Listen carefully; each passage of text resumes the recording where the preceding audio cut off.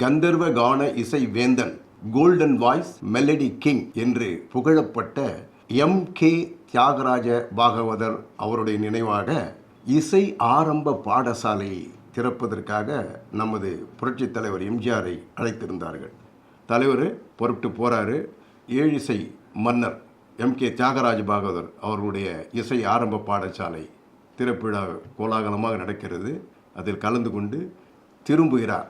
நடுநிசி ஆகிவிடுகிறது. Thozhuppedu railway gate.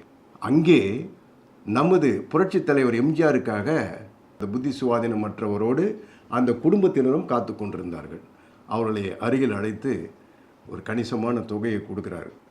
இப்போதைக்கு என்னால் முடிந்த உதவிமா, இதை வச்சுக்கோ, குடும்பத்தை காப்பாற்று, உனக்கு வேறு எந்த உதவி வேணும்னாலும் என்னை கேளு, நான் ஹெல்ப் பண்ணுறேன்.